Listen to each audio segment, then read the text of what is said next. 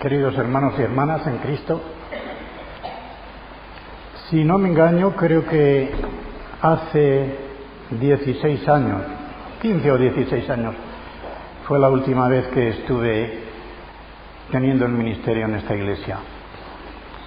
Me parece que he olvidado muchas cosas como se olvidan con la edad, y también creo que he aprendido muchas más de las que olvidé, gracias a Dios, a pesar de la edad. Y voy a deciros que para mí ha sido una satisfacción y un privilegio muy grande el que se me haya encargado el estudio de esta epístola, porque es entrar de fresco en un nuevo libro de la Biblia. Digo de fresco porque sí, lo habré leído cientos de veces, pero cuando se me dice, es que tiene usted que dar estudios tal, ahí no vale ya la superficialidad, tienes que meterte a fondo.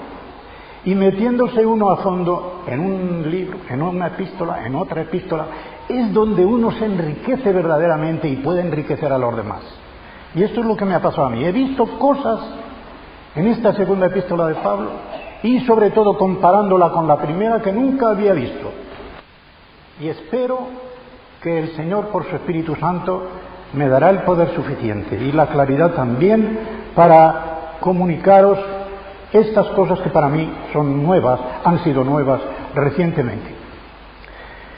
Y lo primero que quiero decir es, seguramente muchos de vosotros lo sabéis, que lo que se llama la alta crítica, los críticos que están mirando con lupa la Biblia para ver dónde encuentran algo que parece contradictorio, o esto no puede ser así, o esto no puede ser asá, dicen, pero esta epístola no puede ser de Pedro.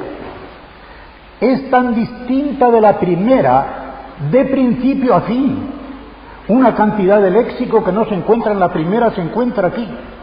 Y creen que con esto han inventado la pólvora, se acabó. A poner en descrédito la Biblia, aunque sea un libro, y después otro, y después otro, y después otro. La respuesta, aparte de que siempre hay una respuesta general en las cosas de la Biblia, que es, con palabras de la misma Biblia, que el hombre natural, dice el griego, animal, no puede entender las cosas de Dios, las cosas del Espíritu. Solamente con el Espíritu se puede llegar a las profundidades de Dios. Son dos niveles totalmente distintos, el nivel de la razón humana y el nivel de la fe. Y una persona, por mucho que sepa científicamente y quiera argumentar contra la Biblia, no tiene ningún fundamento para ello, porque le falta la iluminación superior de ese nivel sobrenatural que viene por el Espíritu Santo. Y el que no tiene el Espíritu Santo no puede entender la Biblia.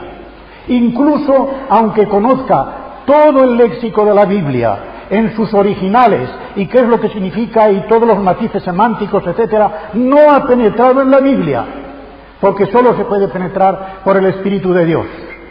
Y muchas veces es tan sencilla la refutación de estas cosas que parece mentira, que haya quien se deje atraer, quien se deje seducir. Por ejemplo, el apóstol Pedro está escribiendo la primera epístola en el reinado de Nerón, sí, seguramente, pero cuando todavía vivía Séneca y Nerón no se había descarado tanto en la persecución a los cristianos, etc. Los cristianos, desde luego, eran mal vistos por todas partes. Los judíos sabían salvar el pellejo.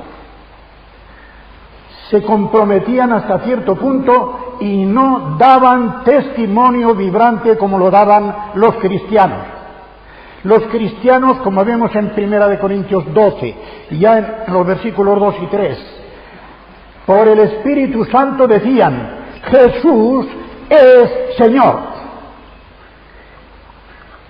En el Imperio Romano sonaba un grito muy distinto, César es Señor. A todo el mundo en el Imperio Romano se le permitía tener cualquier religión y adorar cualquier divinidad con una condición, con que también adoraran como Dios al emperador romano. Y eso los cristianos no podían hacerlo. Y al grito de César es Señor, los cristianos tenían que decir no, Jesús es Señor. Ahora bien, en esta primera epístola, el apóstol Pedro está escribiendo en un contexto de persecución. Todavía no había empezado la persecución de Nerón, pero ya eran perseguidos por todas partes. Y ordinariamente los perseguidores paganos eran atizados por los judíos inconversos.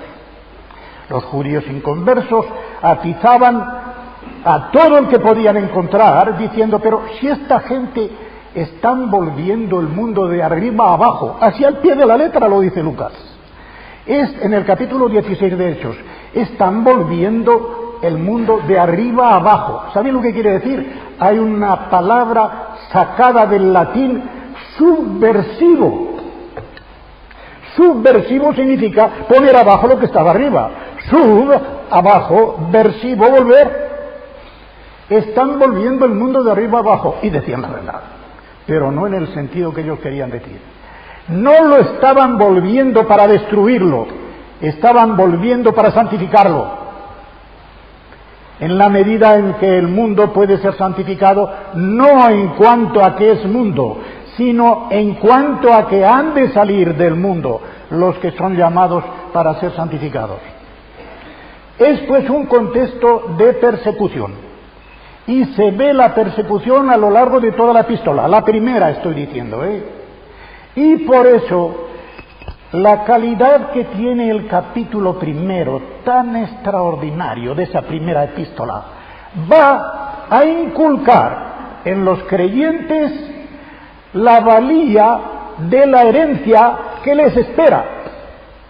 Una herencia que además de ser incorruptible, incontaminada, inmarcesible, etcétera, está reservada para ellos. Ellos también están reservados y guardados por el poder de Dios mediante la fe. La fe es la mano que se agarra a Dios para unir con ese vínculo la impotencia humana con la omnipotencia divina, ni más ni menos. La fe, y en la medida en que esa fe tiene calidad, quilates, se agarra a la omnipotencia divina para hacer que el hombre que de suyo es impotente, sobrenaturalmente sea omnipotente. Nada menos que eso, omnipotente, porque si está unido a la omnipotencia de Dios, es omnipotente.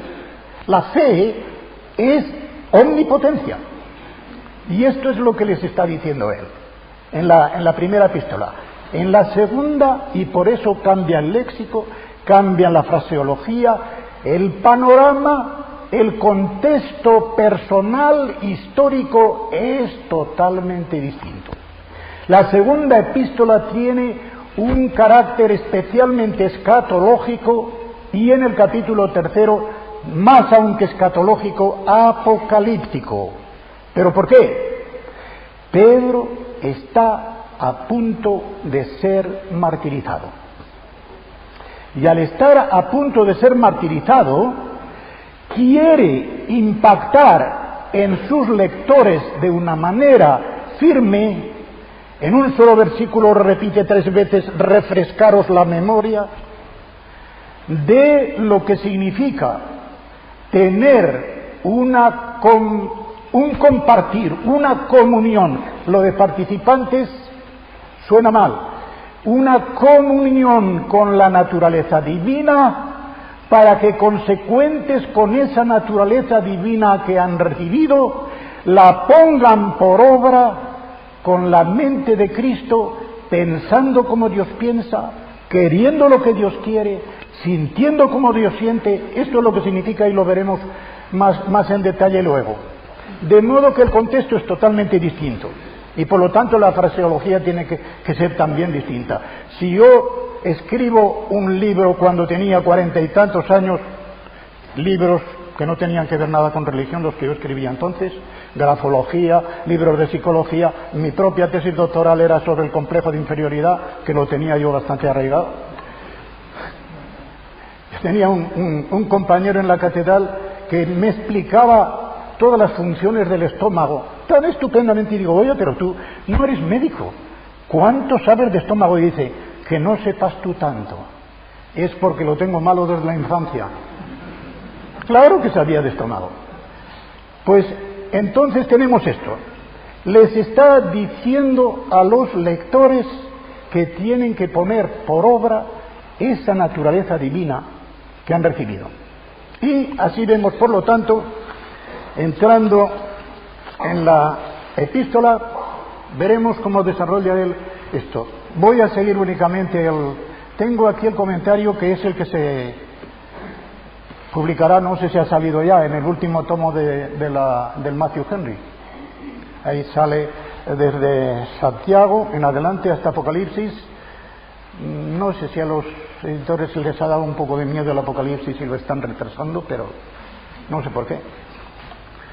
Lo cierto es que lo tengo aquí, pero no lo quiero mirar, porque si lo miro estaríamos aquí 4 o 5 horas. Pero quizá diré cosas que no están aquí, pero me callaré muchos detalles que están aquí. Si seguís el esbozo, me lo voy a seguir yo, con el texto griego por delante. Y esto sí que no quiero que se me olvide. Estamos, como sabéis, en la promoción del Instituto Bíblico Evangélico de Galicia, donde las lenguas originales van a tener una prominencia tal que vamos a dedicar 3 años completos con 3 trimestres cada uno, mejor dicho, el primero, como empieza en enero, tendrá 2, para el griego bíblico. 3 años enteros con sus trimestres, y los 2 años últimos enteros con sus trimestres para el hebreo. Os animo, especialmente a los que tengáis tiempo, y especialmente juventud, por lo menos al griego, porque la riqueza que hay en el original no se puede encontrar en ninguna versión, por buena que sea. No se puede encontrar. El griego tiene una riqueza enorme y además de ser rico es muy amplio. No hay anfibologías, no hay ambigüedades en el griego. El hebreo es de mucho más cuidado porque es extremadamente conciso. Tiene pocas preposiciones, tiene otras cosas que lo hacen más difícil. El que se atreva con él es estupendo. Se meterá en el Antiguo Testamento y encontrará cosas estupendas. Sé que ha salido el primer tomo del interlineal hebreo-español. Lo está haciendo un hermano de Barcelona que es el mejor hebraísta quizá entre los evangélicos en España. Sabe, voy a decirlo, muchísimo más hebreo que yo, Ricardo Cerny. Pero me da una pena que no lo ha traducido literalmente. Se puede hacer un interlineal traduciéndolo como está en nuestras versiones, pero con notitas diciendo literalmente, cuidado, significa tal cosa. Si no se hace eso, se pierde todo el valor de un interlineal.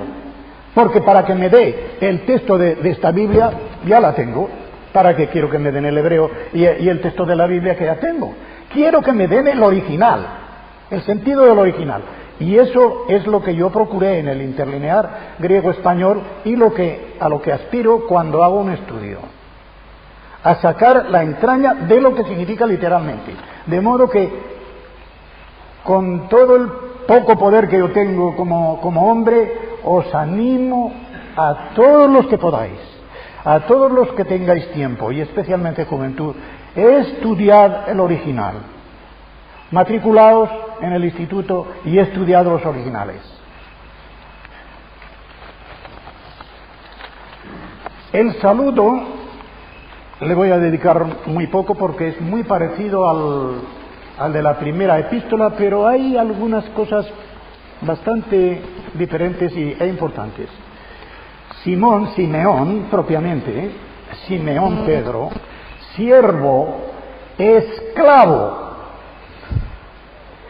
Pero ser esclavo de Jehová, esclavo del Señor, es una nobleza tan grande, porque además es uno esclavo voluntario, es una nobleza tan grande que por eso nuestras versiones no ponen esclavo, para que no se tome este matiz de una manera peyorativa. Siervo suena mejor. ¿En qué se diferencia un servidor diáconos de un esclavo dulos? En lo siguiente: un servidor hace su oficio y puede marcharse a casa, tal. Es decir, dedica cierto tiempo a su amo. El esclavo no. El esclavo tiene que dedicar todo su tiempo y todas sus energías al amo. No puede reservarse ni un minuto de su vida, ni un átomo de su energía. Todo ello es para el amo. En este sentido, el Hijo de Dios fue todo para el Padre. Y por eso se le llama dulos, se le llama esclavo.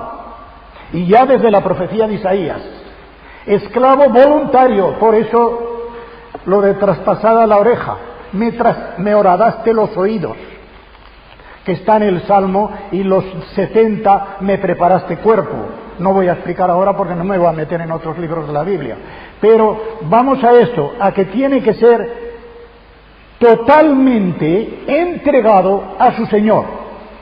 Esto es lo que significa siervo aquí, pero apóstolos, enviado. Es un esclavo que tiene todavía un honor mayor de ser embajador de su amo. De estos esclavos no se conocían, ¿verdad?, en la antigüedad. ¿Qué emperador o qué gobernador enviaba a un esclavo como embajador a un país extranjero? De ninguna manera. Lo más noble que había en el reino había que enviarlo como embajador. Apóstolos, enviado, embajador. Con todo lo que significa eso, que lo pone el apóstol Pablo en 2 Corintios 5, en los versículos 19 y 20. Embajadores, embajadores. Un embajador, como un telegrafista, no puede cambiar, ni quitar, ni añadir una sola palabra al documento que su soberano le ha encargado. Tiene que decirlo como está, sin añadir ni quitar. Y el ministro de Dios, que es un embajador, aunque sea un embajador en cadenas, todavía más gloria, como Pablo, sin quitar ni añadir una sola palabra, ni alterar, tiene que dar el mensaje que Dios le da. Y así se califica Pedro al escribir. ¿Puede haber mayor autoridad? Siervo, entregado totalmente a mi Señor, y enviado como embajador de Él. A los que habéis alcanzado. El verbo alcanzar en el griego significa alcanzar por suerte, una especie de lotería que me ha tocado. No me lo merecí, no he hecho ningún esfuerzo, pero me ha tocado en la lotería.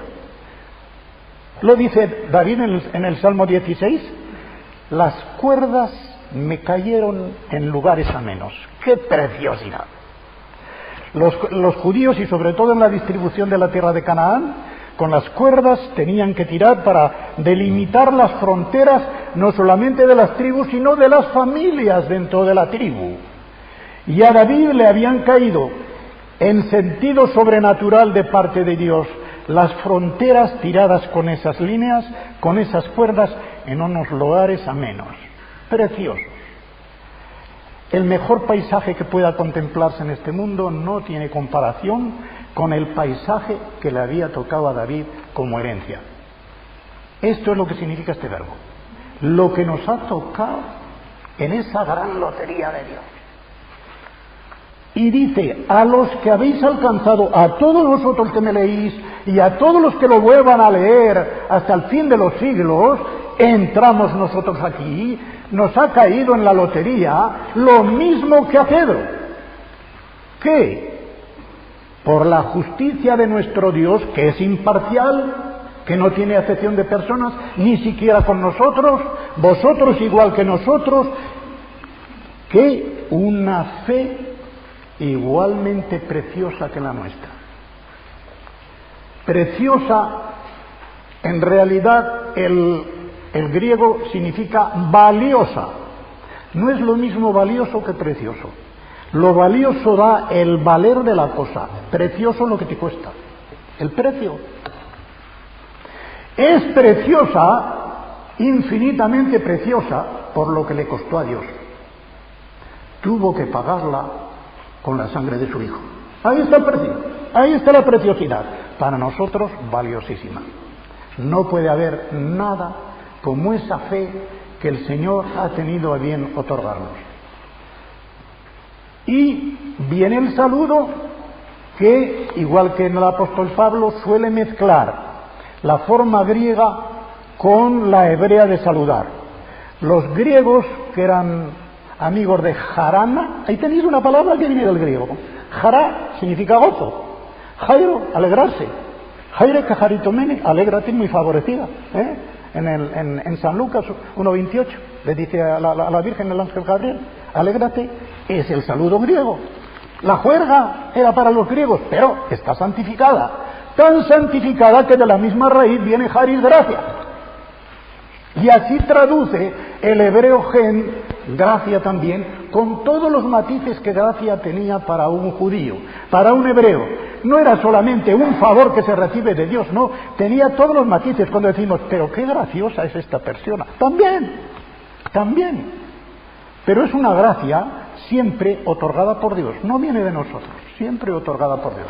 Pues bien, Haris, gracia, y luego Shalom, la paz, típicamente judía.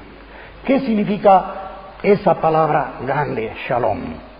El verbo Shalom significa tener todo completo.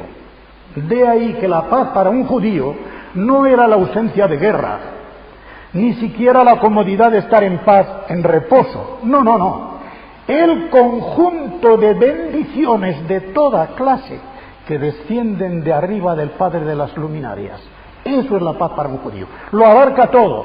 Todo lo que tiene razón de bendición para un creyente está abarcado en la palabra paz. De modo que gracia y paz. Y por si fuera poco, y esto, que os sean multiplicadas. Que os sean multiplicadas. Y el tiempo está en un continuativo. Que esto no pare. Que esto no se detenga. Que esta multiplicación siga continuamente. Sean multiplicadas. ¿En qué? En el conocimiento de Dios y de nuestro Señor Jesús. Hermanos, la meta del creyente no es otra que el conocimiento de Dios. ¿Conocéis el libro de James Packer? Hacia el conocimiento de Dios. En inglés está mucho más bonito, Knowing God, conociendo a Dios. Es precioso, pero no hace falta siquiera ir a ese libro. Un creyente amante de la palabra de Dios que lea y medite esta palabra y procure con el poder del Espíritu Santo en ir penetrando en lo que esta palabra nos dice del carácter y de la naturaleza de Dios, no necesita más libros. Conocer a Dios es la suprema meta del creyente, porque este conocimiento, que aquí lo llama epignosis, como Pablo lo llama siempre, superconocimiento, un conocimiento, la preposición epi aquí tiene dos significados, desde arriba y desde muy cerca. Desde arriba porque solamente con el Espíritu Santo se puede conocer, y porque hay que ir muy de cerca para conocerlo.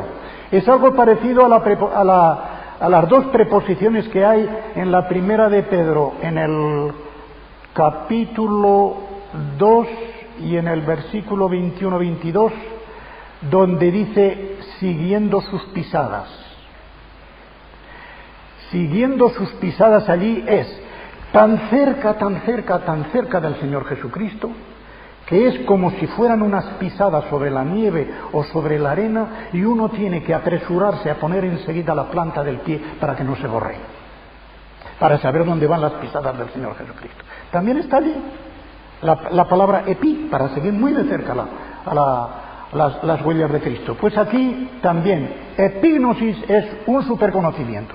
Luego veremos que el apóstol emplea también el simple gnosis, ciencia, que tiene dos sentidos. La palabra ciencia o conocimiento tiene dos sentidos, uno peyorativo y otro bueno. Según el contexto se sabe si ese conocimiento es para bien o para mal. Por ejemplo, en 1 Corintios 8, en el versículo 1 ya comienza diciendo: ya sabemos que todos tenemos conocimiento, ya sabéis que todos tenemos conocimiento, pero el conocimiento hincha, el amor edifica. Y si alguno cree que sabe algo, todavía no sabe nada como lo debería saber. Pero el que ama a Dios es conocido por Él. ¡Qué tres versículos! ¡Qué tres versículos! Uno esperaría que dijera, pero el que ama a Dios, conoce a Dios. No, el que ama a Dios es conocido por Él. Es que todo conocimiento nuestro de Dios tiene que comenzar por ser conocidos por Él. Si no nos conociese Él, no le podríamos conocer a Él. ¿Por qué? Porque conocimiento aquí significa un conocimiento experimental, íntimo, de comunión. No es un conocimiento intelectual, no es un conocimiento cualquiera, es un conocimiento en que la persona entera está comprometida, está dedicada. Y cuando una persona dice, yo conozco al Señor Jesús, ¿cómo le conoces? Ay, yo sé mucho de la Biblia del Señor Jesús, todavía no le conoces. ¿Tienes comunión íntima con Él? Sí, entonces sí le conoces. Pero ten en cuenta que ese conocimiento tiene que ir progresando. Ese conocimiento es vida. Y la vida tiene que ser movimiento. Y por ser movimiento, cuando ese conocimiento se estanca, la vida se estanca. Y como la vida nunca se puede estancar, o va hacia adelante o va hacia atrás. El creyente que no adelanta, retrasa. Eso no cabe ninguna duda. En ese movimiento progresivo del cristianismo, tanto globalmente como individualmente, una persona tiene que ir siempre hacia adelante porque no se puede detener. Y no se puede detener por una sencilla razón, hermanos, no sé si me detendré mucho, pero creo que son muy significativas estas cosas. No se puede detener porque mientras no venga el Señor Jesús a recogernos, llevamos todavía un fondo malo. Llevamos el poder del pecado dentro. Y ese poder del pecado tiende constantemente a arrastrarnos hacia abajo. De modo que si nos detenemos, iremos hacia abajo. No se puede ir hacia adelante si no es contrarrestando con todo poder, primero con el del Espíritu Santo y luego cooperando, contrarrestando ese movimiento que nos tiende hacia abajo. Es el único modo de ir hacia arriba, contrarrestando, de modo que no se puede uno parar. Por eso, multiplicando, dice él, multiplicando en el conocimiento de Dios y de nuestro Señor Jesús. Esto es una referencia a Juan 17:3, uno de los versículos más grandes de la Biblia. Esta es la vida eterna, que te conozcan a ti, el único Dios verdadero. Tengo que explicar esto, aquí no lo puedo explicar, pero ya sabéis que este versículo es uno de los testigos de Jehová. No lo voy a decir aquí. El único Dios verdadero y al que enviaste, Jesucristo. ¡Qué fabuloso! El único Dios verdadero y al que enviaste, Jesucristo, porque, hermanos, el que conoce al Señor Jesucristo, conoce a Dios. No hay nada en Dios que no esté en Jesucristo visiblemente, palpablemente. No hay nada. Colosenses 2:9, en él habita corporalmente, somáticos, palpablemente, visiblemente, habita la plenitud de la deidad. La plenitud de la deidad quiere decir Dios entero, Dios lleno, todo lo que llena a Dios, que es infinito, está visible palpablemente en Cristo. Nada más ni nada menos que esto. Tan palpablemente que de la misma manera que decimos Jesucristo refleja exactamente al Padre, podemos volver por pasiva la oración y decir, no hay en Dios Padre ninguna cosa que no sea como Jesucristo. No hay en Dios Padre nada que no sea como Jesucristo. Tanto es así que al ver a Jesucristo en los evangelios, en la forma en que se conducía, Luego en las epístolas, en la forma como se humilló. Podemos decir, ahora sí que sabemos cómo es nuestro Dios. Ahora sí que sabemos cómo es nuestro Dios. No es que en el Antiguo Testamento no esté el carácter de Dios suficientemente declarado, pero ¿qué comparación tiene a cómo nos lo declaró Él? En Juan 1:18, fijaos bien la palabra griega que hay allí cuando dice el Hijo unigénito o el Dios unigénito que está en el seno del Padre, Él nos lo declaró. ¿Sabéis cuál es la palabra griega? Exegesato. Él nos hizo la exégesis del Padre. El Hijo Jesucristo, al encarnarse en su persona, en su palabra y en su obra, nos dio la exégesis del Padre. Y el Espíritu Santo hace la corriente contraria, nos hace la eisegesis. Exégesis significa sacar y eisegesis significa meter. El Hijo sacó del Padre para revelarnos todo lo que es el Padre. Y el Espíritu Santo nos mete en Cristo para conocer todo lo que es Cristo con el Espíritu de Dios. Nada menos que esto. Pues bien, me voy un poco y mucho de aquí. Y ahora dice, como todas las cosas que pertenecen a la vida y a la piedad, aquí es seguramente algo de lo que se llama técnicamente endiadis, que significa en una cosa, diadis, mediante dos. Una cosa mediante dos. Podríamos decir, como todas las cosas que pertenecen a la vida piadosa. No solamente hay endiadis, por ejemplo, hay hasta endiatris. Yo soy el camino y la verdad y la vida. ¿Sabe lo que significa en realidad? Yo soy el camino vivo y verdadero. Así. Yo soy el camino vivo, un camino que anda, y por eso el que se pone en mí no hace falta que ande, andará conmigo. Tenemos pues, para dejar eso, todo lo que pertenece a la vida piadosa nos ha sido dado.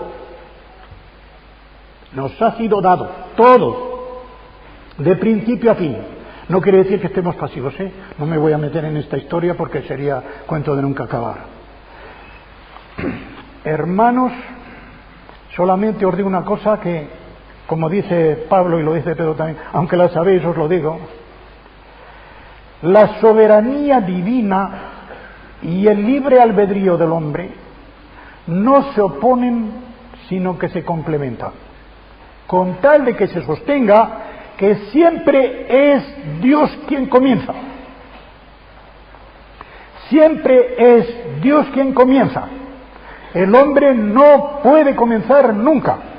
Pero una vez que Dios comienza, como Dios renueva, como Dios transforma, la mente renovada y transformada puede obrar y pensar. De modo que no somos autómatas. No somos una máquina. El orden sobrenatural no quita el orden natural, sino que lo transforma y lo eleva. De modo que un cristiano no es un hombre que se ha suicidado intelectualmente para creer. Es un hombre a quien la fe ha dado nuevos ojos para ver todas las cosas de la vida y para verlas en su propia perspectiva y en su propio valor. Mientras que un hombre que no tiene lo sobrenatural, no tiene la orientación de vida para juzgar los valores de las cosas. Por eso los invierte los valores. Da valor a lo que tiene poco y da mucho valor y da poco valor a lo que tiene mucho. Entonces viene la renovación de nuestra mente. Romanos 12, los 3 primeros versículos importantísimos en que hablan del sacrificio total del cristiano, ofreced vuestros cuerpos, etcétera, cómo, para que sepáis hacer la voluntad de Dios, y cómo transformando, dejando el esquema del mundo, la figura, no la forma, porque la forma ya se perdió, dejando la figura, el artilugio, todo eso del mundo, y transformándoos mediante la renovación de vuestra mente.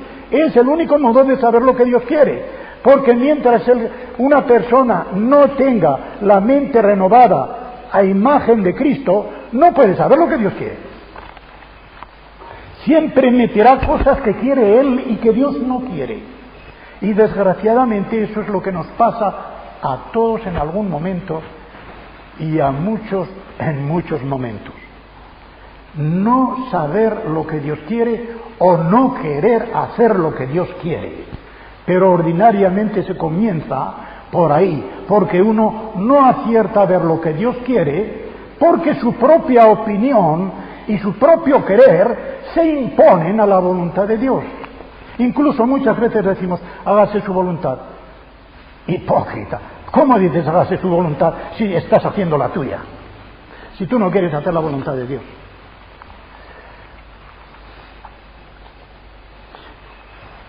Dice que nos llamó por su gloria y excelencia.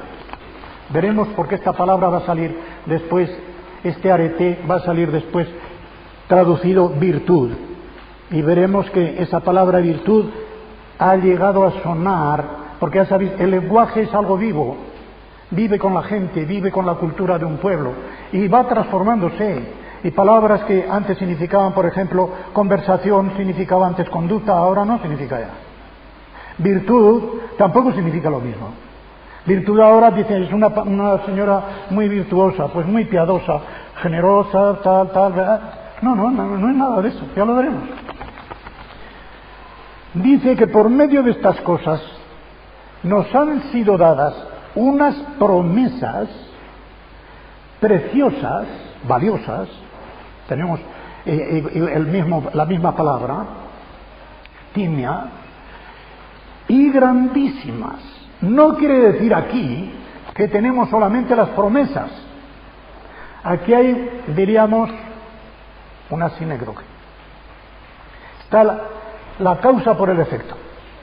Lo que significa aquí es que aquellas promesas que se dieron a los padres se han cumplido y tenemos las promesas cumplidas.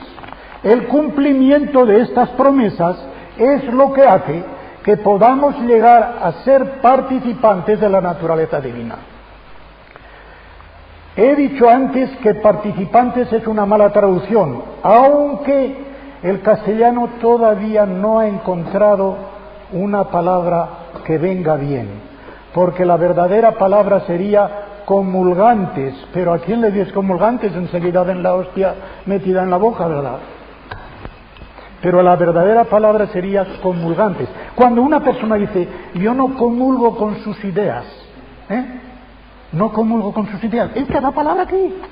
Mirad, las dos palabras son muy distintas y las tenéis en dos versículos contiguos en 1 Corintios. En 1 Corintios 10, en el versículo 16, se habla de la comunión con el cuerpo de Cristo y de la comunión con la sangre de Cristo. Y significa esto de aquí. Estar en comunión viva con el efecto de la sangre de Cristo, con el efecto del cuerpo de Cristo, etc. Y en el versículo siguiente, 17, dice, los que participamos del mismo pan. Distinto. ¿Por qué? La comunión es algo que al multiplicarse, en vez de menguar, aumenta. La participación es algo que al distribuirse, disminuye. Yo los ejemplos que pongo son los siguientes. Un ejemplo de comunión. Ahora, claro, supongamos hace 200 años cuando no estaba la electricidad. Una vela, un velón, vas encendiendo las luces. Cuantas más luces se van encendiendo, más luz hay. Y es una distribución, es comunión. En cambio, partimos el pan, dice Pablo en el versículo siguiente, todos participamos de la misma hogaza. ¿Por qué? Porque todos no nos comemos el pan entero, cada uno come un trocito. Y ahí está el refrán español que dice, un fraile de más, una ración de menos. Lo que se parte y se distribuye participantes, pues se va haciendo migajas al último, ¿verdad? Pero es distinta la palabra. Metojoi. met en compañía, tengo algo en compañía con otro, pero koinonoi, koinonía, la koinonía, tener en común lo que Dios tiene. Pero ¿os habéis fijado lo que significa esto? Tener en común la naturaleza divina. Entonces, ¿qué? Somos omnipotentes, inmensos, infinitos. No, fijaos, voy a hilar un poquitín delgado, pero completamente con la Biblia en la mano. La Biblia no nos dice que participamos en el yo soy el que soy, sino en la naturaleza divina. Y son dos cosas muy distintas.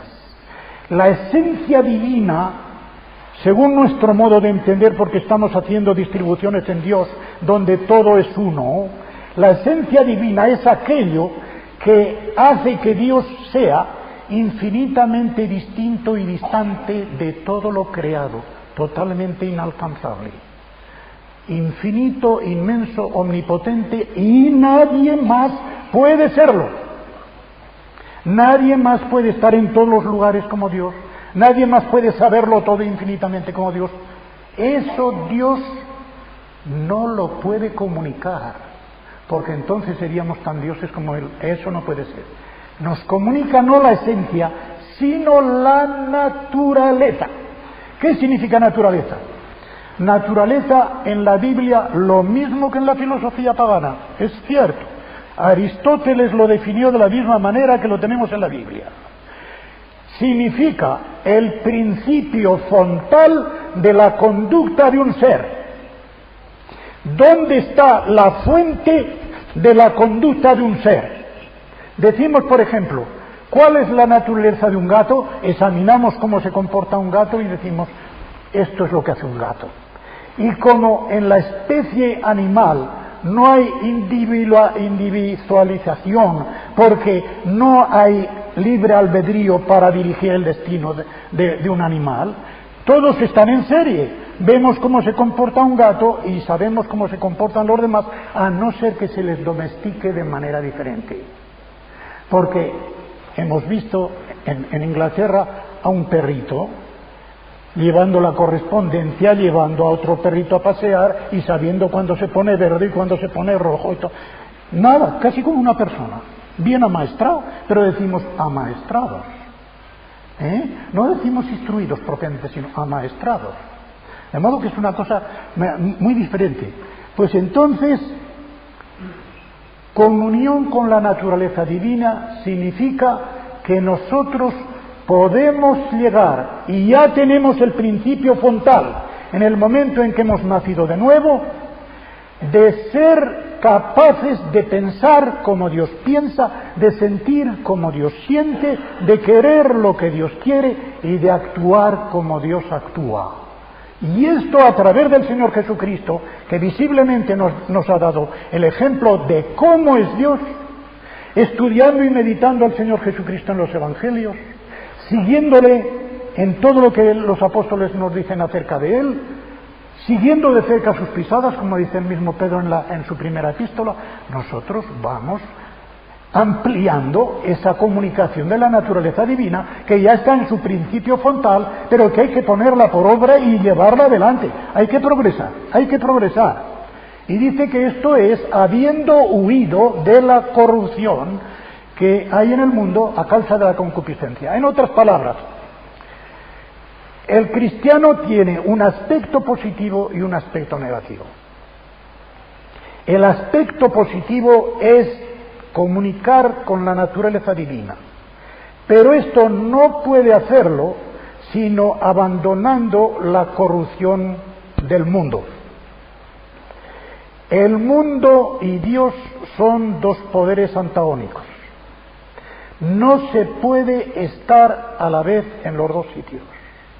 Y no se puede servir a la vez a dos señores, porque lo piden todo. Los dos lo piden todo.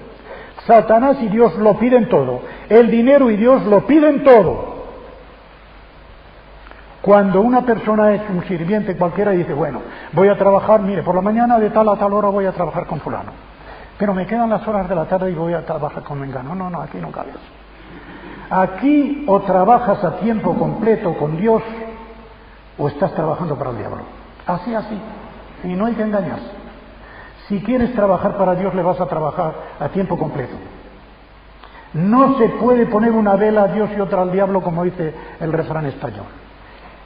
Por lo tanto, hay que huir de la corrupción del mundo y, hermanos, en la medida en que todavía esa corrupción del mundo por medio de la concupiscencia nos seduce, estamos ahí haciendo una mezcla híbrida tan terrible que no damos gusto a ninguno de los dos. No damos gusto al mundo porque decimos que somos cristianos y no damos gusto a Dios porque nos comportamos de una manera mundana. Y eso es lo peor que puede suceder. Ese conflicto, que hay que resolverlo. ¿Quién padece ese conflicto? El creyente carnal. ¿Así? Y ese creyente carnal es el que necesita lo que va a decir Pedro pronto. Si no hace lo que Pedro va a decir ahora, ese creyente carnal va a tener problemas, no solo dentro de la iglesia, no solo con el mundo y con Dios, sino consigo mismo. Va a perder la certeza de la salvación. Cuidado que no digo seguridad, digo certeza. La seguridad es algo objetivo, la certeza es algo subjetivo. Una persona puede estar salva porque si se salvó de veras, está inscrita en el libro de la vida del Cordero.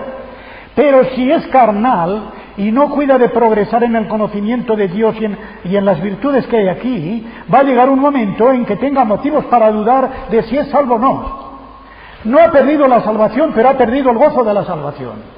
Y llega ese momento y dice, pero si yo estoy conduciéndome de una manera parecida a como lo hacía antes, ¿qué es lo que me está pasando? Ay, pues te está pasando, amigo, en que no te dedicas a tiempo completo, en que estás haciendo una mezcla híbrida y tienes razón para ese conflicto. Y gracias a Dios de que tienes el conflicto, porque hermanos, el conflicto precisamente significa que una persona es salvada, aunque sea carnal. Porque los mundanos inconversos no tienen conflicto. Aquellos que están en poder de Satanás no tienen conflicto, van allá pensando que van por el buen camino. Pero cuando una persona tiene conflicto, buena señal, pero adelante, quita el conflicto. Pues bien, ahora dice, Pedro utiliza especialmente al hablar de la iglesia la imagen de edificio. De las tres principales imágenes de la iglesia, que son la planta, el cuerpo y el edificio, la planta es específica de Juan, el edificio peculiar de Pedro, y los tres los baraja Pablo, aunque el principal que él tiene en cuenta es el cuerpo. Pero por ejemplo en Efesios 4, en los últimos de los versículos 13 al 16, Efesios 4, 13, 16, él baraja el edificio y el cuerpo de una manera asombrosa. Dice que es un cuerpo que va edificándose y un edificio que crece. Pero un edificio que crece, no solamente porque se le pongan más piedras, no, claro, un edificio crece, viene una persona, se salva del mundo, una nueva piedra, una piedra espiritual. Pero no es solamente que vas poniendo más piedras, es que esa piedra va creciendo también. O tiene que crecer, porque si no crece, ese edificio va a ser así. Como el cuerpo, cuando no crecen todos los miembros normalmente, un brazo así y otro así, hombre, eso es anormal. O un órgano que crece mucho y otro no. No. El Señor quiere equilibrio en el cuerpo como lo quiere en el edificio de la iglesia. De modo que Pedro está aquí en el edificio. Y ahora dice, mirad hermanos, Dios ha puesto la piedra angular. Aquí metafóricamente la piedra angular es la fe. Por todo este conocimiento, por este cumplimiento de las promesas que Dios nos ha dado a todos, a vosotros igual que a mí y a los demás apóstoles, por esto, ahí está el fundamento. Pero cuidado, esto es lo que Dios ha hecho, pero vosotros ahora vais a hacer, a ese fundamento vais a ir poniendo. Cada uno individualmente y globalmente como iglesia, ¿qué vais añadiendo? Con toda diligencia, a vuestra fe virtud, arete.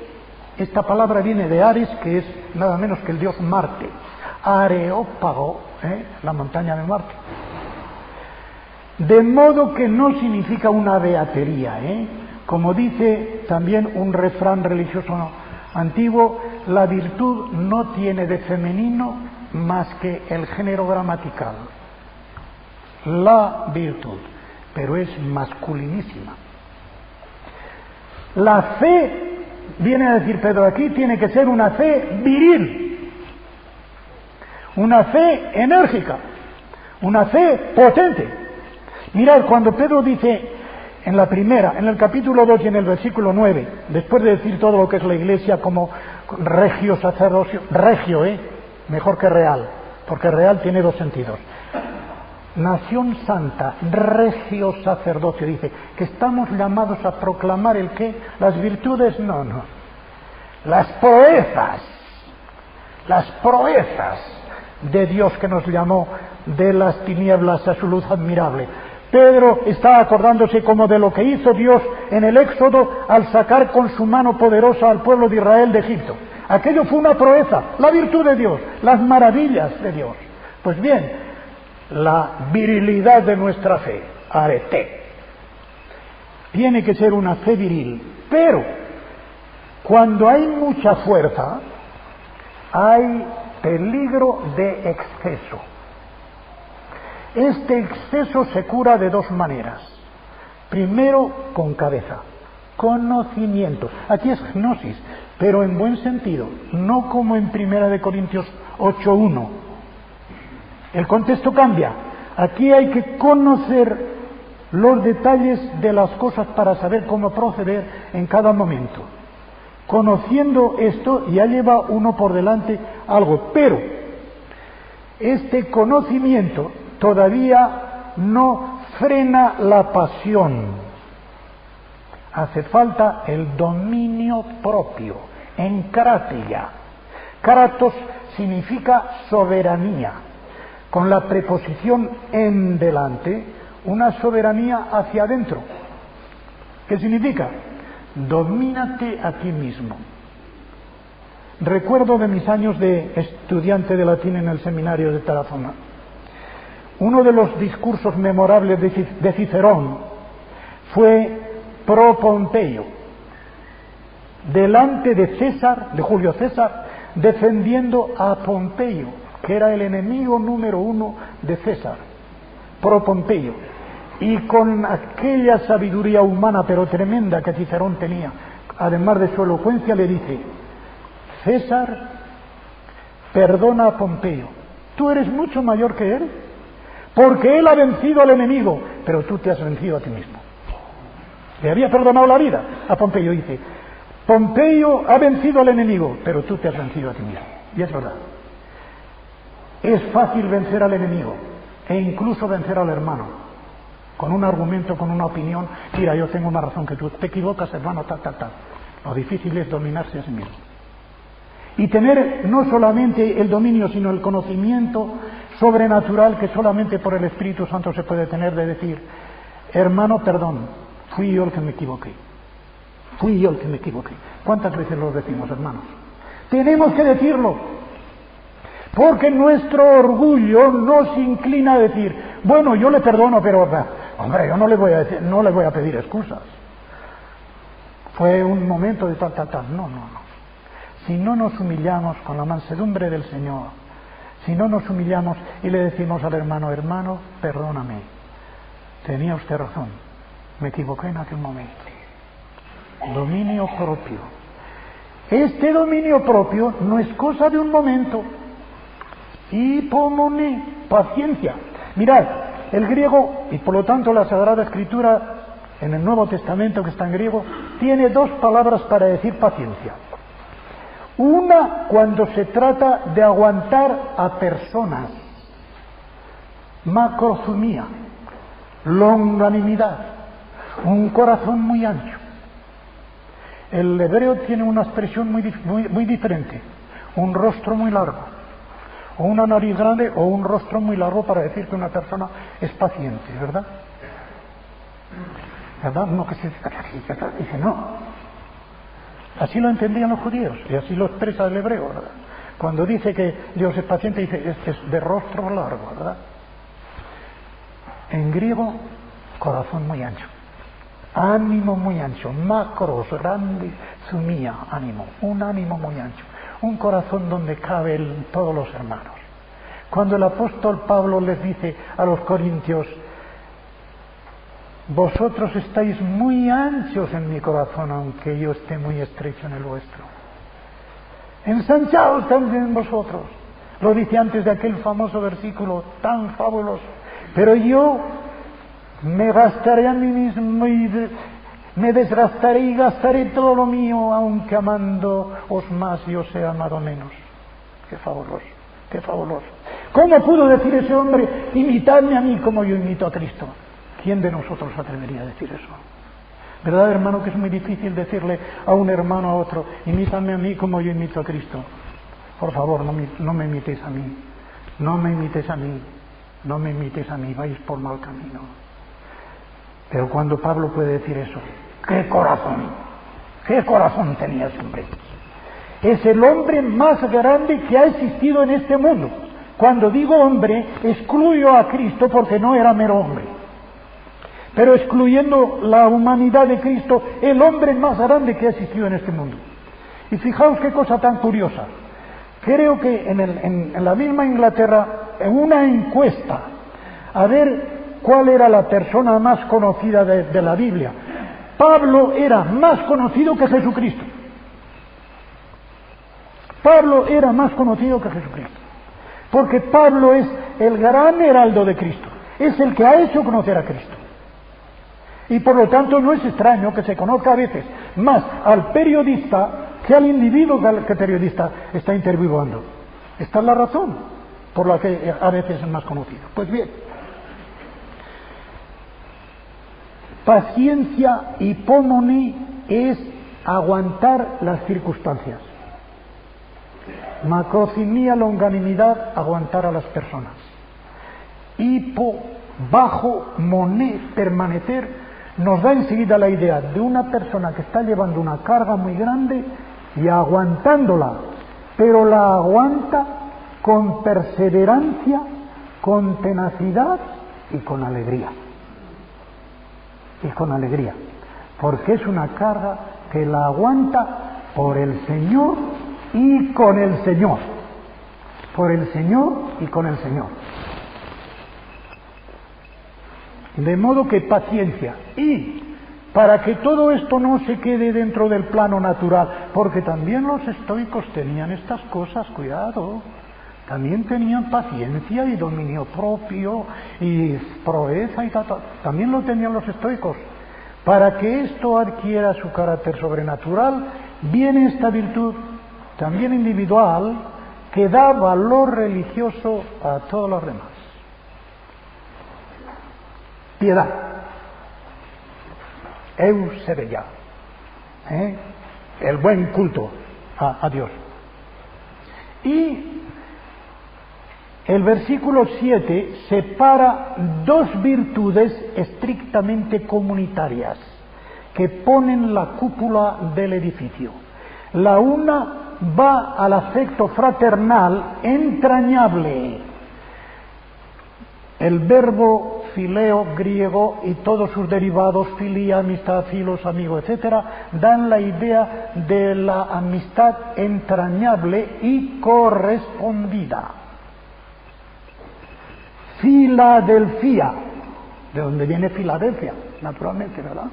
Filadelfia, el amor al hermano. Filos, amigo, adelfos, hermano, el amor al hermano, pero es un amor entrañable. Y como digo, hay una cosa muy...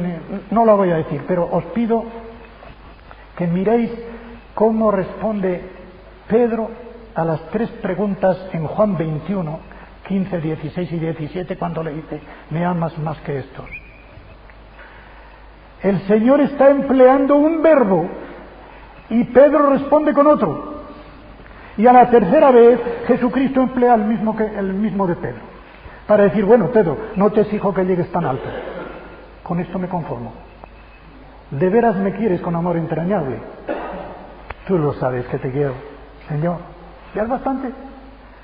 Pero hay algo que, aunque era conocido antes, porque la ciudad de Filadelfia fue precisamente construida por un rey tan amigo de su hermano, que después de morir su hermano, para que fuese un monumento del amor que le tenía, le puso por nombre Filadelfia, el amor al hermano.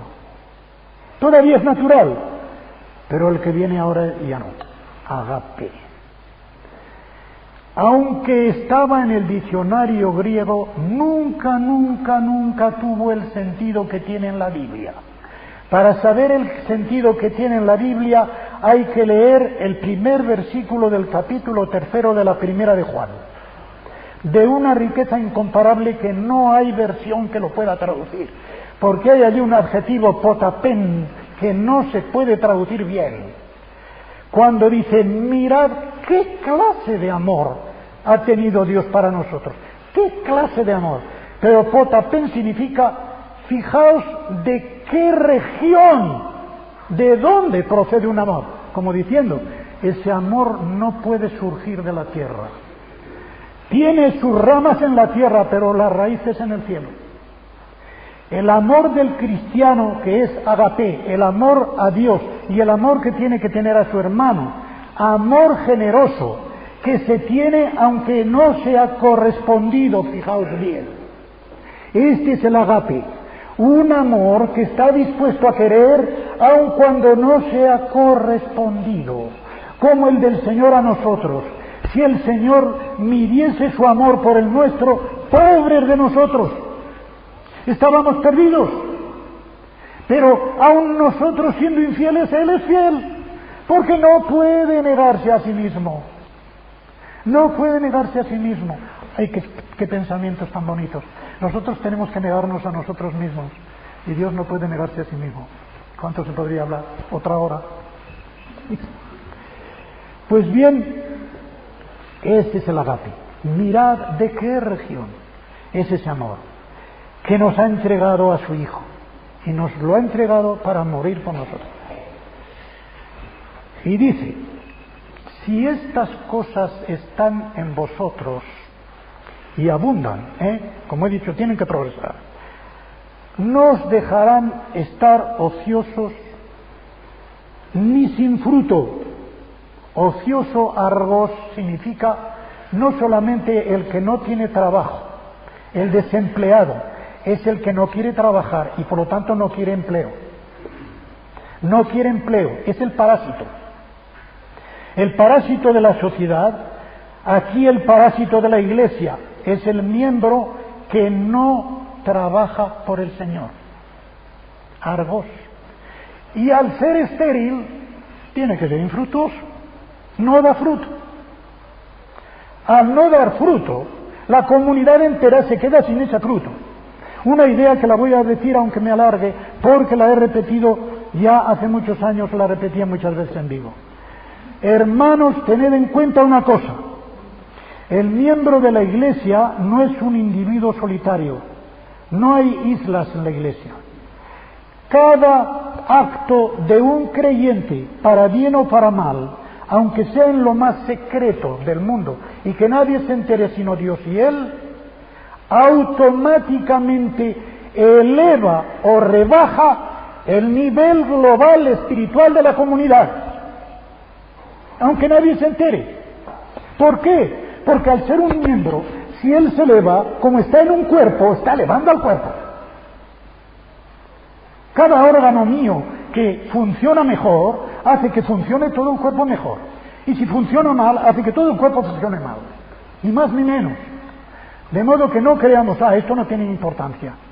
Esto no tiene importancia, nadie lo sabe, nadie lo ve, no tiene importancia, nadie se daña. Hermanos, es un error. Se está dañando toda la comunidad. Si tú no creces espiritualmente, no te quejes de que los demás no crecen. Les echamos la culpa a los demás. Somos criticones por naturaleza, no por sobrenaturaleza. Por sobrenaturaleza tendríamos que ser lo contrario, pero por naturaleza somos criticones. Ponemos el dedo allí. ¿Sabéis lo que hace Isaías en el capítulo 5? 6 veces dice, ¡ay de los que! ¡Ay de los que! Está poniendo el dedo allá. Pero cuando tiene la visión en el capítulo 6, ya ha cambiado el índice, hace así. ¡Ay de mí! No dice, ¡ay de los que! ¡Ay de mí! Ha visto la gloria de Dios, ha visto la santidad de Dios, ha visto el carácter de Dios y ya no se fija lo que son los defectos de los hermanos o los defectos de su pueblo. ¡Ay de mí! Estoy perdido porque he visto la gloria de Dios. Así tendríamos que decir, en vez de decir, hermano, ¡ay de mí! Y como alguien ha dicho, una persona, un creyente, no puede decir de corazón, aleluya, amén, si no ha dicho antes, ¡ay de mí que estoy perdido! ¡Ay de mí que estoy perdido delante del Señor! Y luego sí, aleluya, amén, todo el gozo que se quiera, pero ese gozo tiene que ir por delante, tiene que llevar por delante una confesión arrepentida de lo que somos delante del Señor y de lo que estamos ofendiendo a los demás. De modo que dice, de tal manera es así, que este es el aspecto positivo, que el que no tiene estas cosas, le pasa una cosa, es ciego. Al principio parece que hay aquí un anticlimax. Dice, tiene la vista muy corta y luego dice, es ciego, ¿verdad? El griego lo dice de esta forma que está mucho mejor. Es ciego siendo miope. Es ciego siendo miope. ¿Por qué? Porque el miope solamente ve lo que está junto a las narices. Tiene la vista corta, que prácticamente es una ceguera, porque en este asunto de la santificación no sirve ver lo que está delante de las narices. Hace falta un avance hacia la parusía, hacia la venida del Señor, y otro hacia atrás, como dice él, habiendo olvidado la purificación de sus antiguos pecados. Quizás un creyente que se convirtió hace 40 años tiene que echar la vista muy atrás.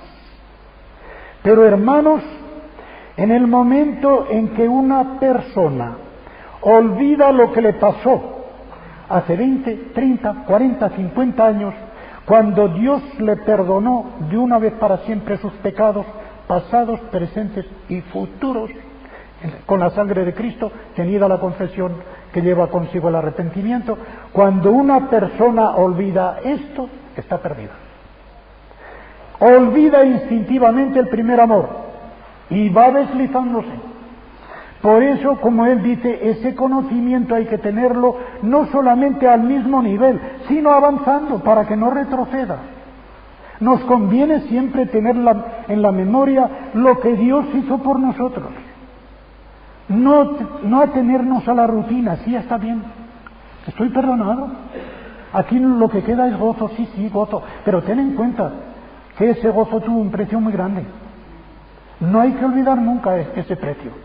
Por eso dice él, miope, habiendo olvidado, teniendo olvido, dice el griego, teniendo olvido, que es más fuerte, la purificación de sus antiguos pecados. Y ahora dice, por lo cual, sed diligentes en qué? En afianzar. Este es el verbo verdadero. Afianzar vuestro llamamiento y vuestra elección. Ya creo que he indicado algo antes, lo voy a explicar un poco más ahora. Porque hay quien encuentra aquí, sobre todo tengo 2 autores católicos romanos de esto, ¿verdad? Uy, enseguida sacan. Y dicen los protestantes que tal y cual, ve, la elección no es segura. Ay, amigo, te has colado. La salvación es segura, ya he dicho antes, pero puede haber incertidumbre subjetiva en el hombre. Y lo que él quiere es que no solamente haya seguridad, sino también certeza. Seguridad objetiva y certeza subjetiva.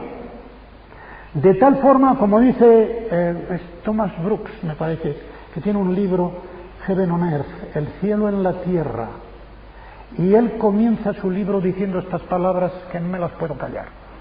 Este libro se ha escrito para que el creyente tenga 2 cielos.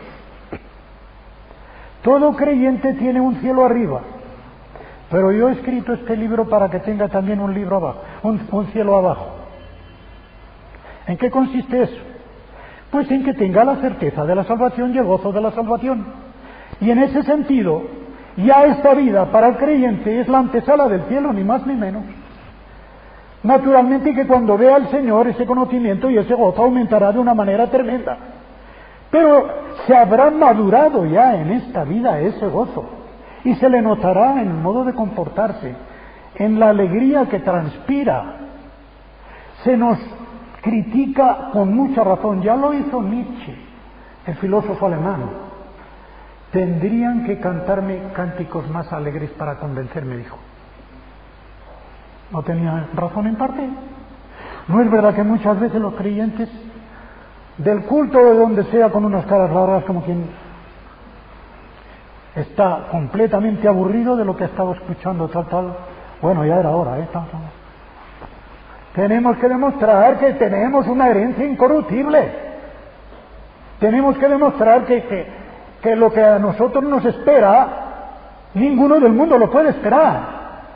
Que es una eternidad gloriosa con Jesucristo. Y que en la medida en que le conozcamos, conoceremos todavía más lo que esa eternidad va a ser. Eso es suficiente para tener un gozo enorme. Y aquí. Esa esperanza bienaventurada que dicen. Es decir, dichosa, feliz. Ya la esperanza es feliz. ¿Qué será la posesión si la esperanza es tan feliz? Pero la tengamos y teniéndola, veremos cómo tenemos también esa certeza. Afianzar el llamamiento y la elección es, pues, tener una certeza subjetiva de lo que ya es seguro objetivamente. Y de esta manera dice, os será otorgada amplia entrada en el reino. Mirad, una cosa anecdótica, no hay más remedio que pararme en esto. Me va a entretener mucho tiempo. Un hermano, aunque estuviera aquí lo diría porque es verdad, pero sé que no está. Después de un servicio en Galicia, me dice, ha venido un señor de Madrid, no voy a decir quién, y ha predicado aquí que cuando vayamos a la presencia del Señor, no todos vamos a ser acogidos de la misma manera, ¿no? Como diciendo, qué barbaridad, ¿eh? Y digo, oye, pues tenía razón. ¿Cómo que tenía razón? Claro que tenía razón. Hay una entrada muy amplia y hay una entrada muy estrecha. Y hay una entrada con toda la cara alta y hay una entrada con vergüenza.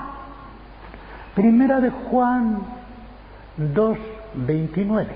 ¿Qué dice ahí?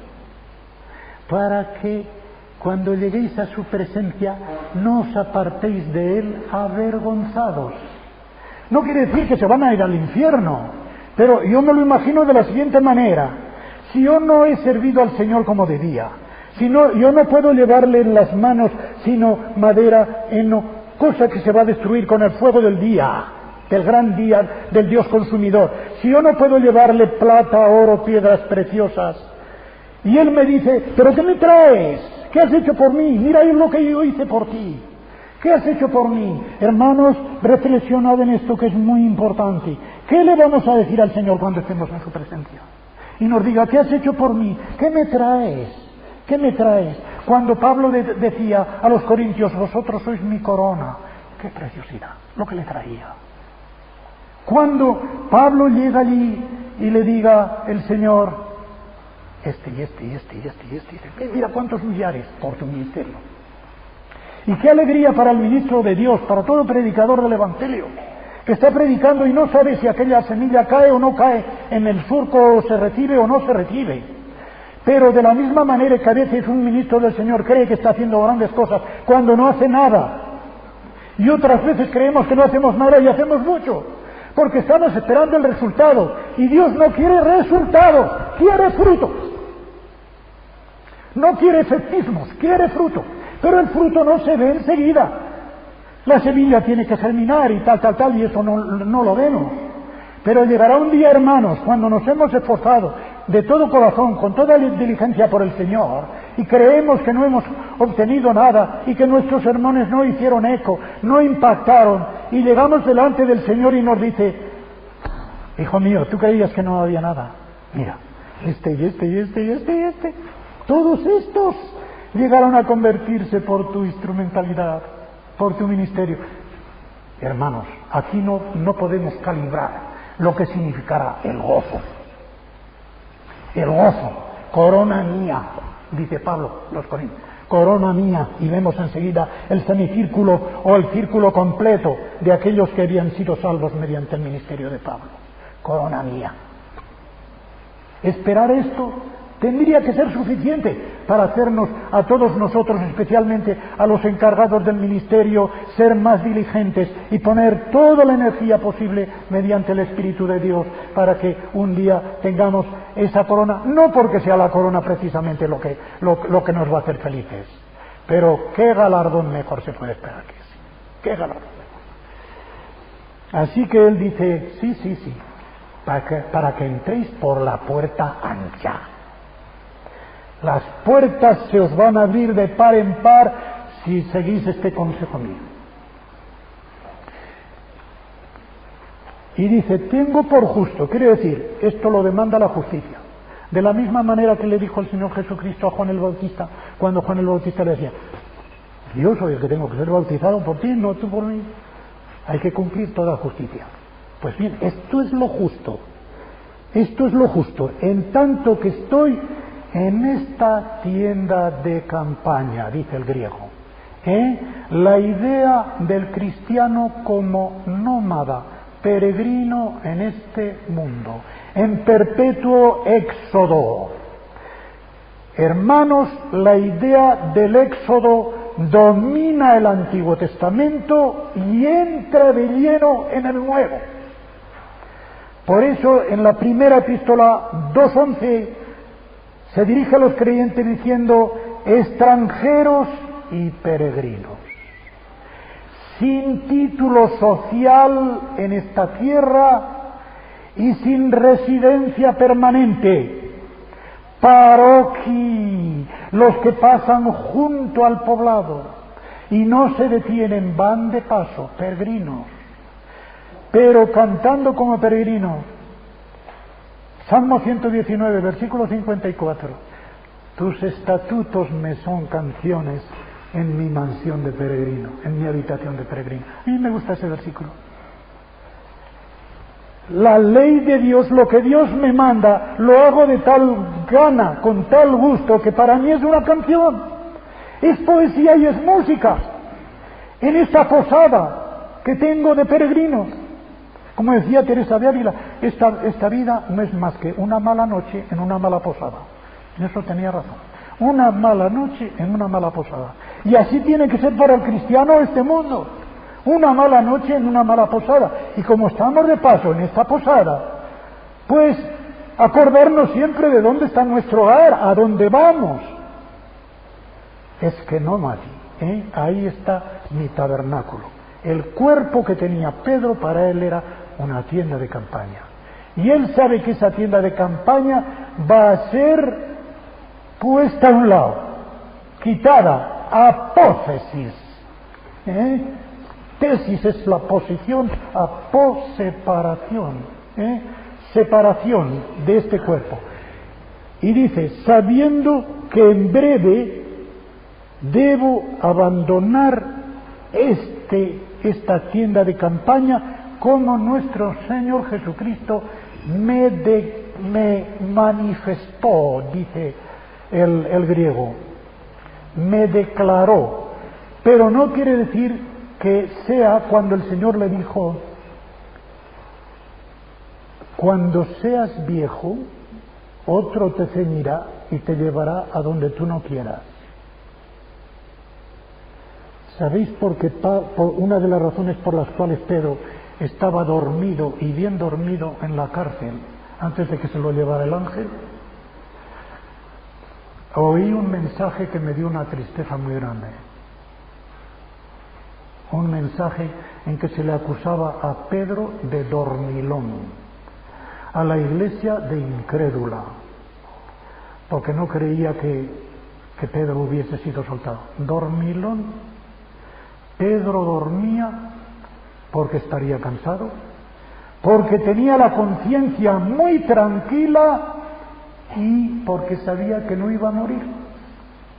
Era joven y el Señor le había dicho que moriría siendo viejo. ¿Veis cómo los pequeños detallitos tienen mucha influencia en muchos textos? Pero ahora sí, fue aquella declaración antigua la que aquí se dirige. Hay autores que lo creen, y yo creo que no es así. Pedro había tenido una reciente revelación del Señor en que el Señor le dijo: Pedro, va a llegar tu hora, y pronto. Y sabiendo que iba a llegar su hora y pronto, dice: me voy a dar prisa a recordaros estas cosas, porque además de ser de extrema importancia, son muy urgentes. Y a mí se me acaba el tiempo para decíroslo, pero va a quedar escrito. También yo procuraré con diligencia que después de mi partida todos vosotros podáis en todo momento tener memoria de estas cosas. Siento mucho que lo más difícil queda por hablar, pero si me dejáis 10 minutos, os prometo que os lo hago en 10 minutos, aunque sea sumariamente. Me ocurre como al hermano Eric. Nos es difícil terminar, ¿verdad, hermano? Pero es que si no hablamos, si no seguimos hablando, no decimos nada. Y creo que todos vosotros al menos lo padecéis, que estáis esperando más. No veo a nadie que haga... Bueno, voy a procurar decirlo en poco tiempo. Advertencias muy importantes. Lo que Pedro va a decir ahora, aunque tenga aplicación para toda la Biblia, tiene una relevancia peculiar para la profecía. La palabra profética. Segundo, y más importante, porque es más difícil, aquí no trata principalmente de la interpretación de la profecía, sino del origen de la profecía. Una mala traducción nos priva del sentido. El original no dice de interpretación privada, y menos dice que no es de interpretación privada. Creo que leyéndolo conforme al original no hace casi falta ni comentario.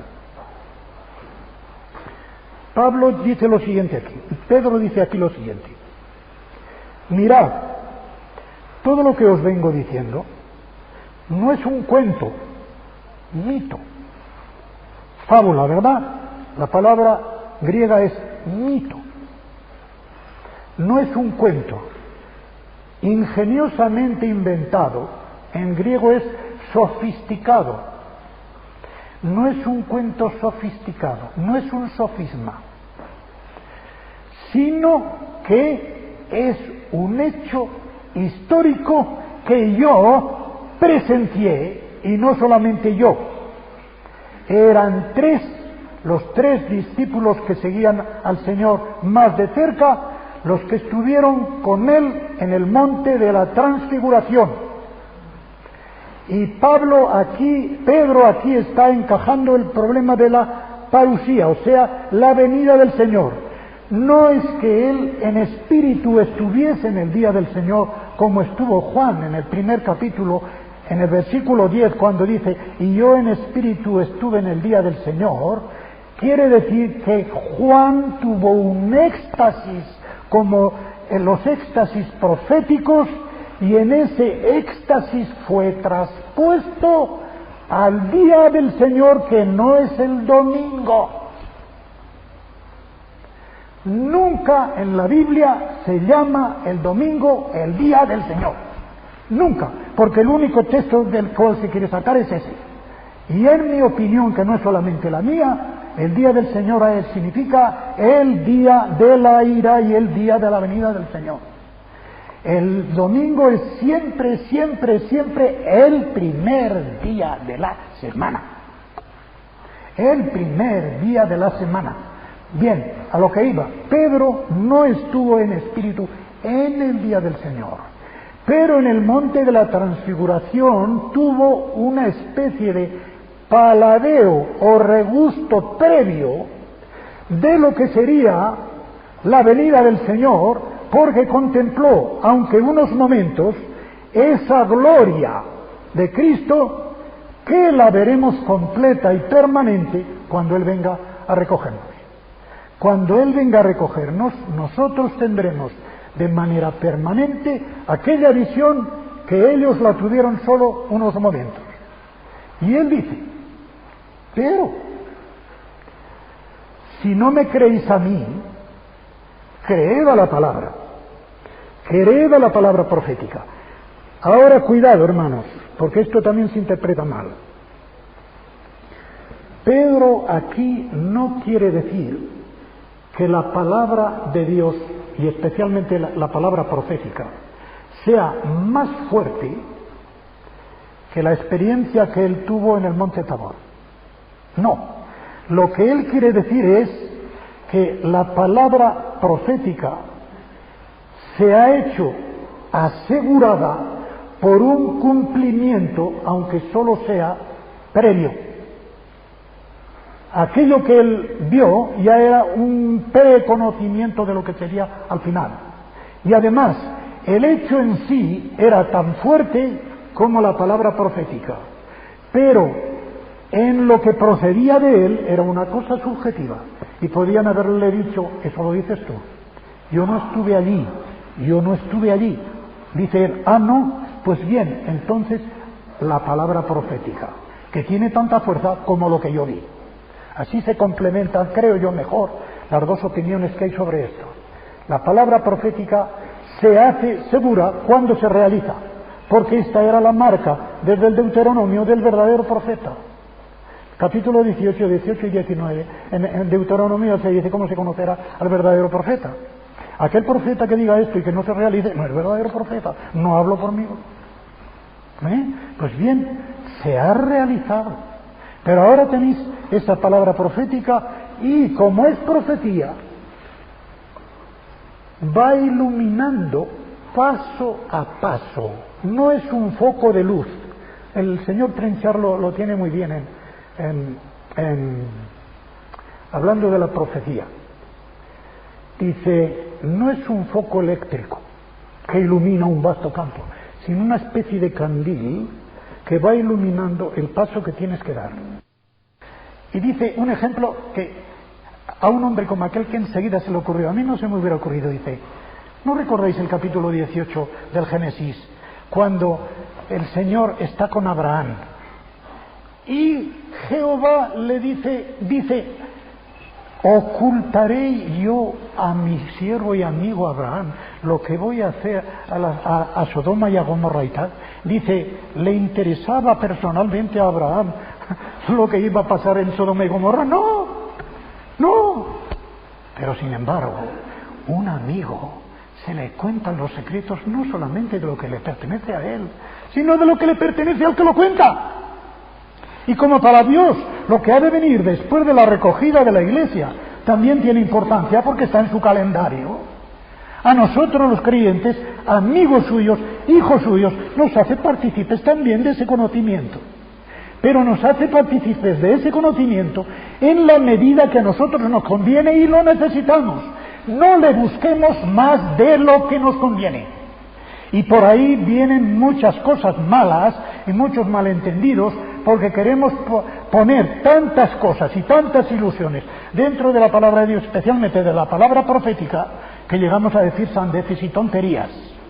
No vayamos más de lo que la palabra de Dios dice, pero sí lo que Él ha tenido a bien comunicarnos, incluso de lo que a nosotros no nos pertenece personalmente, agradezcámoselo. Es una señal de amistad y de paternidad que a un hijo pues nos dice las cosas que le interesan. Y finalmente, voy a leer cómo debe traducirse, según el original, los versículos 20 y 21, porque es muy interesante. De esta palabra dice, vamos a ver el final. El lucero de la mañana, los hombres grandes también se equivocan.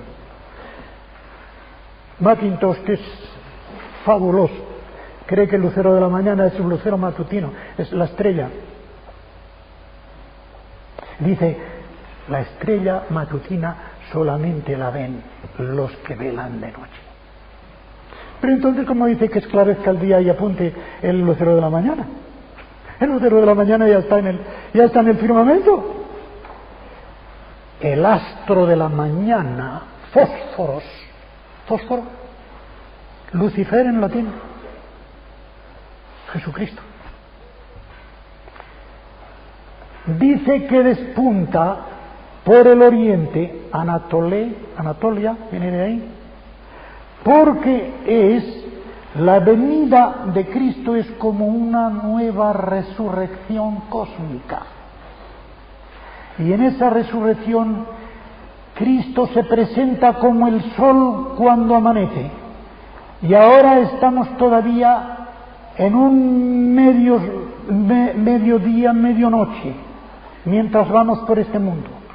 Va a salir el sol, y cuando el sol esclarezca completamente las tinieblas de lo que tiene de noche esta vida, entonces le veremos tal cual es, y para nosotros será día completo. Ya no tiene nada de noche, día completo. De modo que el astro de la mañana es Jesucristo, y ese es el que alborea, qué poesía tan estupenda, en nuestros corazones. Es que la vida de resurrección que trajo Jesucristo en la nueva humanidad, el nuevo hombre, está ya dentro de nosotros, pero está oculta en Dios, con Dios en Cristo.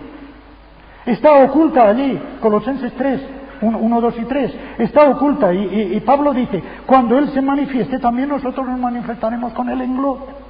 Ahora, de la misma manera que Él no se manifiesta porque no ha venido de nuevo, tampoco lo que hay en nosotros de Cristo dentro se manifiesta. Pero cuando Él se manifieste, también se manifestará lo que en nosotros hay de Cristo. Toda la vida de resurrección que Cristo nos trajo se manifestará también con Él en gloria. Esto es lo que dice. Entonces, cuando el día esclarezca, desde la primitiva Reina Valera, qué poético y qué castizo a la vez. Y ahora, conociendo primero esto, fijaos cómo lo dice el original. Conociendo está en presente. De modo que es un conocimiento que tiene que continuar, Esto es muy importante sacándolo del griego. Cuando el tiempo está en presente, cuando no está en aoristo, por ejemplo. En castellano esto no tiene tanta importancia porque nuestro presente no siempre es continuativo. De suyo solo es actualizador. Ahora, no antes ni después. En griego no es así. Cuando hay una cosa en presente, es continuativo. Tanto es así que, como Hendriksen ha hecho notar, en el Evangelio de Juan, siempre que el verbo creer está en aoristo, es falso. Es una creencia falsa. Para demostrar al verdadero creyente, está en presente. Los que creyeron, los que creyeron tal, y resulta que después que no eran verdaderos creyentes. El creyente es una cosa continua, porque la fe no es un acto, es una actitud. Es una actitud. Comienza por un acto salvífico y continúa. Como el arrepentimiento, de su es una actitud. Pues bien, conociendo continuamente esto primero. ¿Qué? Toda profecía, así lo dice el griego, en vez de decir ninguna profecía, dice, toda profecía no. El no vendrá después, Toda profecía no surge, no llega a ser, ginetai, no se hace, no surge, no llega a la existencia, toda profecía, por solución privada, al pie de la letra, epilíseos, desde arriba se suelta. Desde arriba se suelta. No tiene una interpretación privada, particular. Se puede entender de las dos maneras, pero ya diré cuál es la más la mejor. No tiene dentro de sí misma su propia solución. Como diciendo, es un enigma que no tiene dentro de sí mismo su propia solución. La solución tiene que dártela otro. También es verdad. La profecía no tiene dentro de sí misma su propia solución, te tiene que dar la solución el Espíritu Santo. Pero lo que aquí indica que es el origen, la profecía no surgió por iniciativa privada del profeta. El profeta no se la inventó. ¿Y por qué no se la inventó? Porque no pudo inventársela. Era superior a sus fuerzas. De tal manera que en la primera carta, en el capítulo 1, el versículo 12, está diciendo Pedro que aquellos profetas que nos profetizaron aquellas cosas estaban así diciendo, averiguando qué quería decir aquello de lo que se iba a cumplir después, porque ellos no podían alcanzarlo. Y no solamente ellos no podían alcanzarlo, dice, hasta los ángeles mismos, gráficamente lo puedo decir así, hacen una ventanita en el cielo y se agachan para mirar abajo, para conocer esas cosas que ellos mismos por sí mismos no pueden conocer. Pablo dice que los ángeles conocen lo que es la Iglesia por medio de la Iglesia. El misterio de la redención y de la salvación conocen los ángeles por medio de la Iglesia. Hasta eso, en eso somos superiores a los ángeles, pues los profetas todavía menos de sí mismos. Pero dice, ninguna profecía fue traída por voluntad humana. No la trajo la voluntad del hombre, no la trajo la voluntad del profeta, sino que los santos hombres de Dios, no quiere decir aquí que esos hombres eran hombres de Dios, aunque es verdad, pero el griego no está en genitivo simple, lleva la preposición apo, quiere decir que venían de parte de Dios. Los santos hombres de parte de Dios hablaron siendo llevados por el Espíritu Santo como un barco viento en popa. Esto es lo que significa. Viento en popa no está en el original. Pero llevados, imaginaos un barco con las velas desplegadas al viento. Espíritu y viento son la misma palabra en hebreo y en griego. Espíritu y viento. Desplegadas las velas al viento, lo que tenemos que hacer todos los creyentes, desplegar nuestra vela al viento y que solamente sea el viento del Espíritu Santo el que nos sople, que no nos sople ningún otro viento, pero si nos sopla el viento del Espíritu Santo, nuestra nave llega a puerto seguro. Aquí es en distinto contexto, no se está hablando de la conducta personal de estos hombres, sino de la inspiración de la Escritura. Pero fijaos bien, decimos muchas veces los autores inspirados, pero la Biblia no llama a los autores inspirados, sino movidos o llevados. Lo inspirado es la palabra de Dios. La Biblia es la palabra soplada por Dios. Soplada por Dios. Mejor que inspirada, diríamos expirada, según el original. Porque inspirar es soplar hacia adentro. Esto es inspirar, pero Pablo en segunda de Timoteo 3:16 no emplea esa palabra. Dice theopneustos, soplada por Dios.